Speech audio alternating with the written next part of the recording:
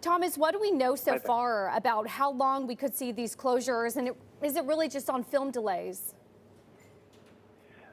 It really is the film delays, but Cineworld may be worse affected than some peers because it's got a lot of debt to deal with after it's pursued international expansion. It's, Israeli brothers. It's got a big UK footprint, but 3 years ago it bought Regal Cinemas in the US, and that really loaded it up with debt obligations that now it's going to have to deal with no income. So that's really the problem that's unique to them.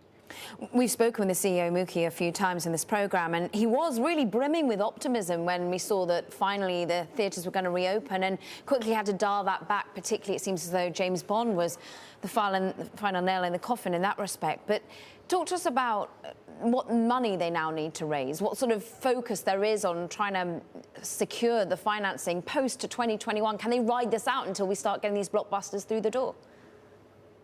It's really the big question. I mean, my colleagues on the corporate finance team have just reported that the company is close to hiring advisors for some of those talks, to maybe mitigate its debt burden or roll some of it over.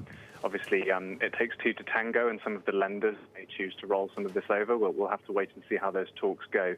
It's already obtained, Cineworld has already obtained covenant waivers for some of its debt in June and indeed this December, so maybe extend those. But at the same time, you can see the share price is showing that investors are losing confidence in some of their ability to recoup investment on this company. So, Thomas, with regards to sort of, I guess, when or if these theaters will finally reopen, I guess at some point they will. I mean, the idea here was that you had Tenet come out a few weeks ago. That was supposed to be the big tentpole movie that was supposed to lure people back. It didn't really materialize here in the U.S., and I know overseas it did a little bit better, particularly in Asia. But if those types of films aren't capable of drawing people back into the theater, having the confidence to go back into the theaters with COVID still out there, is there anything that is going to get them back short of a vaccine or treatment or just basically beating back the virus altogether?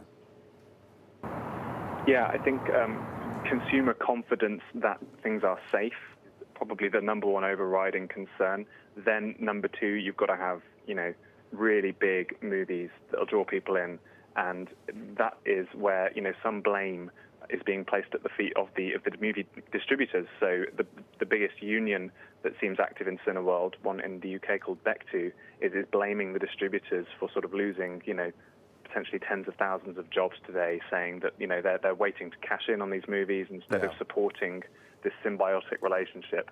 So yeah, a movie like James Bond is really what the industry needed, and now it's been snatched away from them.